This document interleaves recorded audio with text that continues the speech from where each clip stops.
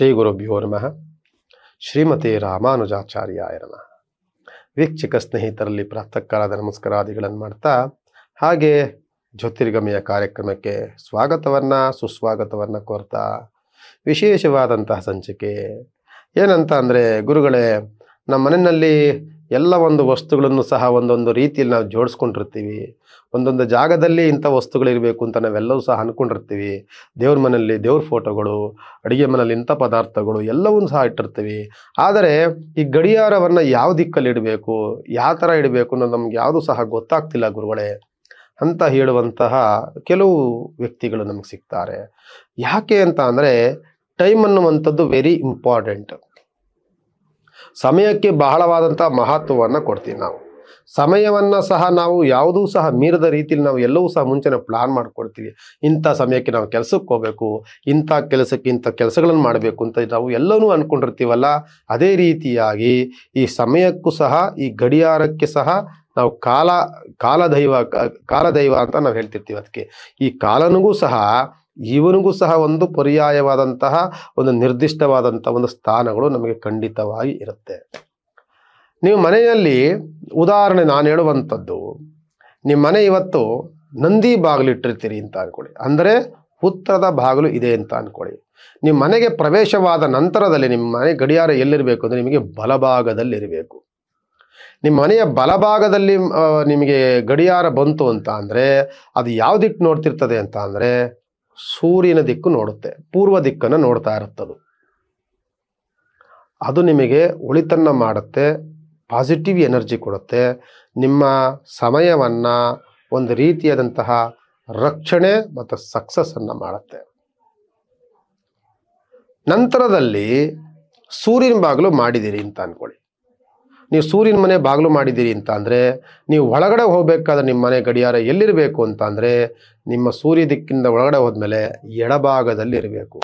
ನಿಮ್ಮ ಎಡಭಾಗದಲ್ಲಿದ್ದಾಗ ಅದು ಉತ್ತರ ದಿಕ್ಕನ್ನು ನೋಡ್ತಾ ಇರುತ್ತೆ. ದಕ್ಷಿಣ ದಿಕ್ಕಿನಲ್ಲಿ ಇಟ್ಟಿರ್ತೀರಿ, ಉತ್ತರ ದಿಕ್ಕಿಗೆ ಅದು ನೋಡ್ತಾ ಇರುತ್ತೆ. ಅದು ನಿಮಗೆ ಸಕ್ಸಸ್ಸನ್ನು ಮಾಡುತ್ತೆ. ಮತ್ತೊಂದು ಕಡೆನೂ ಸಹ ಇಡ್ಬೋದು. ಎಲ್ಲಿಡ್ಬೋದು ಅಂತ ಅಂದರೆ ಪೂರ್ವ ದಿಕ್ಕಿನಲ್ಲಿ ಇಡ್ಬೋದು, ಈಸ್ಟ್ ಫೇಸ್. ಅಂದರೆ ನೀವು ಈಸ್ಟಲ್ಲಿ ಗಡಿಯಾರ ಇಟ್ಕೊಂಡ್ರೆ ಪಶ್ಚಿಮ ದಿಕ್ಕನ್ನು ನೋಡುತ್ತದು. ಆ ರೀತಿಯಲ್ಲೂ ಸಹ ಇಡಬಹುದು. ಅಂದರೆ ನಾನು ಯಾವಾಗಲೂ ಹೇಳುವಂಥದ್ದು, ನೀವು ಮೊದಲು ನಿಮ್ಮ ಮನೆಯಲ್ಲಿ ಕುಂತ್ಕೊಂಡಾಗಲೋ ನಿಂತ್ಕೊಂಡಾಗಲೋ ನೀವು ನೋಡಬೇಕಾಗಿರುವಂಥದ್ದು, ನೀವು ಬಲಭಾಗಕ್ಕೆ ತಿರುಗಿದ ತಕ್ಷಣವೇ ನಿಮಗೆ ಗಡಿಯಾರ ಕಾಣಬೇಕು. ಅದು ನಿಮಗೆ ಪಾಸಿಟಿವ್ ಆಗಿರುತ್ತೆ. ನಿಮಗೆ ಆ ವ್ಯವಹಾರಗಳು ಸಕ್ಸಸ್ ಆಗೋದಕ್ಕೆ ನಿಮಗೆ ಸಹಯೋಗವನ್ನು ನೀಡುತ್ತೆ. ಆದಷ್ಟು ಸಹ ಪೂರ್ವ ದಿಕ್ಕನ್ನು ನೋಡುವಂಥ ಸ್ಥಳದಲ್ಲಿಟ್ಟರೆ ಗಡಿಯಾರಗಳನ್ನು ಭಾಳ ಸಕ್ಸಸ್ಸನ್ನು ಮಾಡುತ್ತೆ. ಯಾವಾಗಲೂ ಗಡಿಯಾರ ಪೂರ್ವ ದಿಕ್ಕನ್ನೇ ನೋಡಬೇಕದು. ಅಕಸ್ಮಾತ್ ನಾನು ಹೇಳುವಂಥದ್ದು, ನೀವು ದಕ್ಷಿಣ ದಿಕ್ಕಲ್ಲಿಟ್ಟರೆ ನಿಮ್ಮ ವ್ಯವಹಾರಗಳು ಕೆಡುತ್ತೆ, ನಿಮ್ಮ ಸಮಯಗಳು ಕೆಡುತ್ತೆ, ನಿಮ್ಮ ಮಾಡುವಂತಹ ಕೆಲಸ ಕಾರ್ಯಗಳು ಸಹ ನಷ್ಟವಾಗುತ್ತೆ. ಏನೋ ನೋಡ್ಕೊಂಡು ಹೋದ, ನಾನು ಯಾವ್ದು ಬೆಳಗ್ಗೆನೇ ಎದ್ದು ಯಾರ ಮುಖ ನೋಡ್ಕೊಂಡು ಹೋದ್ನೋ ಅಂತ ಹೇಳ್ತಿರ್ತೀವಲ್ಲ, ಆ ರೀತಿಯಾದಂತಹ ಒಂದು ಲತ್ತೆಯ ದಿನವಾಗಿ ನಿಮಗೆ ಕಾಣುತ್ತೆ. ದಕ್ಷಿಣ ದಿಕ್ಕಿನಲ್ಲಿ ಗಡಿಯಾರವನ್ನು ಇಡಬಾರದು. ಕತ್ತಲೆಯಲ್ಲಿ ಗಡಿಯಾರವನ್ನು ನೋಡಿಕೊಂಡು ಮನೆಯಿಂದ ಹೊರಗಡೆ ಹೋಗಬಾರದು. ನೀವು ಹೊರಗಡೆ ಹೋಗಬೇಕಾದ್ರೆ ಯಾವುದೇ ನೀವೊಂದು ಶುಭ ಕಾರ್ಯಗಳು ಹೋಗ್ತೀರಿ, ಒಂದು ಕೆಲಸಕ್ಕೆ ಹೋಗ್ತೀರಿ ಅಂತ ಅಂದರೆ ನೀವು ಮನೆಯಲ್ಲಿ ಹೇಗೆ ನೀವು ದೇವ್ರ ಮನೆಯನ್ನು ನೋಡಿಕೊಂಡು ದೇವ್ರಿಗೊಂದು ನಮಸ್ಕಾರ ಮಾಡ್ಕೊಂಡು ಹೋಗ್ತೀರಿ, ಅದೇ ರೀತಿಯಲ್ಲಿ ಬೆಳಗ್ಗೆ ಎದ್ದು ಗಡಿಯಾರವನ್ನು ನೋಡ್ಕೊಂಡು ಹೋದರೂ ಸಹ ನಿಮಗೆ ಅದು ಸಕ್ಸಸ್ಸನ್ನು ಮಾಡುತ್ತೆ. ಯಾಕೆಂದರೆ ಅದು ಕಾಲದೈವ ಅಂತ ನಾವು ಹೇಳ್ತಿರ್ತೀವಿ. ಕಾಲವನ್ನು ಪರಿಗಣನೆಯನ್ನು ಮಾಡುವಂತಹ ದೈವ ಅವನಿಗೆ ಕಾಲದೈವ ಅಂತ ಹೇಳ್ತಿರ್ತೀವಿ ನಾವು. ಆದ್ದರಿಂದ ಅದು ವೆರಿ ಇಂಪಾರ್ಟೆಂಟ್ ಆಗಿರುತ್ತೆ. ಅಕಸ್ಮಾತ್ ನಾನು ಹೇಳುವಂಥದ್ದು, ನಿಮಗೆ ದೇವ್ರ ಮನೆ ಇದೆ ಅಂತ ಅಂದ್ಕೊಳ್ಳಿ. ದೇವ್ರ ಮನೆ ಮೇಲೆ ಒಂದು ದೇವ್ರ ಫೋಟೋ ಇಟ್ಟಿರ್ತೀರಿ, ದೇವ್ರ ಮನೆ ಇಟ್ಟಿರ್ತೀರಿ.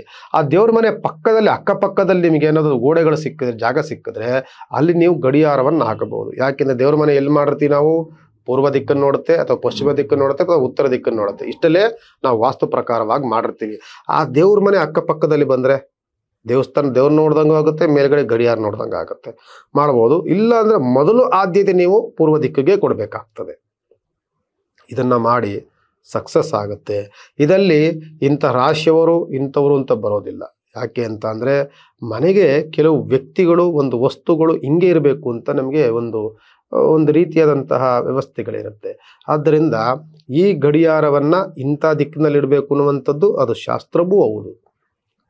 ಆದ್ದರಿಂದ ಮನೆಯಲ್ಲಿ ಯಾವಾಗಲೂ ಸಹ ಪಾಸಿಟಿವ್ ಎನರ್ಜಿ ಬರಬೇಕು ಅಂತ ಅಂದರೆ, ನಮ್ಮ ಕೆಲಸಗಳೆಲ್ಲವೂ ಸಕ್ಸಸ್ ಆಗಬೇಕು ಅಂತ ಅಂದರೆ, ನಾವು ಹೋಗುವಂಥ ಕೆಲಸಗಳಲ್ಲಿ ಯಾವುದೇ ಅಡೆತಡೆಗಳು ಬರಬಾರ್ದು ಅಂತ ಅಂದಾಗ ನಾವು ಕೆಲವು ಬದಲಾವಣೆಗಳನ್ನು ಖಂಡಿತವಾಗಿ ಮಾಡಬೇಕು. ಕೆಲವರು ಹೇಳ್ತಾರೆ, ಈಗ ಗುರುಗಳು ನಾವು ಗಡಿಯಾರನೇ ಇಟ್ಟಿಲ್ಲ, ನಾವೇನು ಮಾಡೋದಂಗಾರೆ, ನಮ್ಮಲ್ಲಿ ಗಡಿಯಾರನೇ ಕಟ್ಟೋದಿಲ್ಲ, ನಾವು ಬೇಕಾಗಿಲ್ಲ, ವಾಚ್ ಕಟ್ಕೊಂಡು ಹೋಗ್ತೀವಿ ಕೈನಲ್ಲಿ, ಇಲ್ಲ ನಾವು ಮೊಬೈಲಲ್ಲಿ ನೋಡ್ಕೊಳ್ತೀವಿ. ತಪ್ಪೇನಿಲ್ಲ, ಮಾಡಿ, ತೊಂದರೆ ಇಲ್ಲ. ನೀವು ಗಡಿಯಾರವನ್ನು ಮನೇಲಿ ಕಟ್ಟಬೇಕು ಅಂದಾಗ ಮಾತ್ರ ಆ ದಿಕ್ಕನ್ನು ಅನುಭವಿಸ್ಬೇಕಾಗ್ತದೆ. ನೀವು ಮನೇಲಿ ಗಡಿಯಾರ ಹಾಕ್ಲಿಲ್ಲ ಅಂದರೆ ಏನು ತೊಂದರೆ ಇಲ್ಲ, ಮನೆದೇವ್ರ ಒಂದು ಫೋಟೋ ಇಡಿ ಅಲ್ವೇ, ಸಾಕು, ಅದೇ ಆಗತ್ತೆ. ಒಟ್ಟು ಗಡಿಯಾರ ಇದ್ದಾಗ ಕಟ್ಟಬೇಕು ಅಂದಾಗ ಆ ದಿಕ್ಕಿನಲ್ಲೇ ಕಟ್ಟಬೇಕಾಗ್ತದೆ. ಮತ್ತೆ ಗಡಿಯಾರವನ್ನು ಕಟ್ಟುವಂಥದ್ದು ಶುಭ ಸೂಚಕ, ಗಡಿಯಾರವನ್ನು ಮನೆಯಲ್ಲಿ ಹಾಕುವಂಥದ್ದು ಒಂದು ಶುಭ ಸಾಂಕೇತಿಕ. ಅದನ್ನು ಹಾಕಬೇಕು. ನಿಮ್ಮ ಗಡಿಯಾರವನ್ನು ಹಾಕದೆ ಅದನ್ನು ಇನ್ನೊಂದು ತಿಳ್ಕೊಬೇಕಾಗ್ತದೆ. ನಾವು ಗಡಿಯಾರ ನಿಂತೋಗ್ಬಾರ್ದು. ಕೆಲವರು ಗಡಿಯಾರಕ್ಕೆ ಶೆಲ್ಲಾಕಿ ಎಷ್ಟೋ ದಿನಗಳಾಗೋಗಿರುತ್ತೆ. ಗಡಿಯಾರ ಮುಳ್ಳು ನಡೆಯುವಂಥದ್ದು ನಿಂತಾಗ ನಿಮ್ಮ ಭವಿಷ್ಯದ ವಾತಾವರಣಗಳಿಗೂ ಸ್ಥಗಿತವಾಗುತ್ತೆ. ಗಡಿಯಾರದ ಮುಳ್ಳು ಸ್ಲೋ ಹೋಗ್ತಾ ಇದೆ ಅಥವಾ ನಿಂತೋಗಿದೆ ಅಂತ ಅಂದಾಗ ತಕ್ಷಣವೇ ಅದಕ್ಕೊಂದು ಚಾರ್ಜರ್ ಹಾಕ್ಬೇಕು ನೀವು. ಆಮೇಲೆ ಗಡಿಯಾರದ ಕಾಲಘಟ್ಟ ಇದೆಯಲ್ಲ, ಕಾಲ ತೋರಿಸುವಂಥದ್ದಿದೆಯಲ್ಲ, ಅದು 1 ಸೆಕೆಂಡು ಅಥವಾ ಒಂದು 5 ನಿಮಿಷನಾದರೂ ಫಾಸ್ಟಾಗಿ ಇಡಬೇಕು. ನೀವು ಎಲ್ಲರೂ ಆಲ್ಮೋಸ್ಟ್ ಇಟ್ಟಿರ್ತೀರಲ್ಲ, ಒಂದು ಫಾಸ್ಟಾಗಿ ಇಡಬೇಕು, ಸ್ಲೋ ಆಗಬಾರ್ದು. ಅದು ನಿಮ್ಮ ವ್ಯವಹಾರಗಳೆಲ್ಲವೂ ಸ್ಲೋ ಆಗುತ್ತದು. ಒಂದು 5 ನಿಮಿಷ ಫಾಸ್ಟ್ ಇಡಿ, ಬೇಡ 1 ನಿಮಿಷ 2 ನಿಮಿಷ ಫಾಸ್ಟ್ ಇಟ್ಕೊಳ್ಳಿ. ಆವಾಗ ನಿಮಗೆ ಆಗುವಂಥ ಒಂದು ಎನರ್ಜಿ ಸಿಗುತ್ತೆ. ನಿಮಗೆ ಜೊತೆಲಿ ಅದು ಪಾಸಿಟಿವ್ ಎನರ್ಜಿ ತೋರಿಸುತ್ತೆ. ನಿಮಗೆ ಆಗುವಂಥ ನೀವು ಬೇಗ ಎದೋ ಅಂತ ಹೇಳುತ್ತೆ, ನೀನು ಬೇಗ ವ್ಯವಹಾರಗಳನ್ನು ಮಾಡುವಂತ ಹೇಳುತ್ತೆ. ಆ ಪಾಸಿಟಿವ್ ಎನರ್ಜಿ ಬೇಕು ಅಂತ ಅಂದಾಗ ಗಡಿಯಾರಗಳನ್ನು ಮನೆಯಲ್ಲಿ ಹಾಕ್ಲೇಬೇಕಾಗ್ತದೆ ಅಂತ ಹೇಳ್ತಾ, ನಂತರದಲ್ಲಿ ನಾನು ಇನ್ನೊಂದು ವಿಚಾರವನ್ನು ಹೇಳ್ತೇನೆ ನಿಮಗೆ.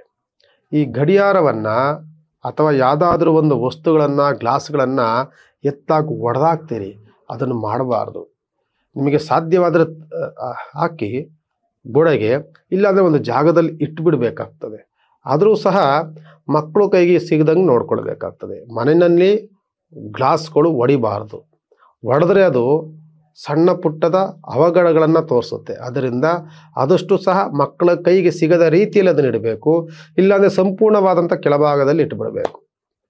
ಆವಾಗ ನಿಮಗೆ ಸಮಸ್ಯೆ ಆಗೋದಿಲ್ಲ. ಚಿಕ್ಕ ಮಕ್ಕಳಿದ್ದಾರೆ ಅಂತಂದರೆ ಗೋಡೆ ಬೆಸ್ಟು, ದೊಡ್ಡ ಮಕ್ಕಳಾಗಿದೆ ಅಂದರೆ ನೆಲದಲ್ಲೂ ಸಹ ಇಡ್ಬೋದು ಅಂತ ಹೇಳ್ತಾ ವಿಶೇಷವಾದಂತಹ ಸಂಚಿಕೆ. ಮತ್ತೆ ನಿಮ್ಮನ್ನು ನಾಳೆ ಭೇಟಿ ಮಾಡ್ತೇನೆ. ಈ ದಿನದ ಕಾರ್ಯಕ್ರಮಕ್ಕೆ ಮುಕ್ತಾಯವನ್ನು ಮಾಡ್ತೇನೆ. ಭಗವಂತ ನಿಮ್ಮೆಲ್ಲರಿಗೂ ಸಹ ಒಳಿತನ್ನು ಮಾಡಲಿ. ಸರ್ವೇ ಜನ ಸುಖಿನೋ ಭವಂತು.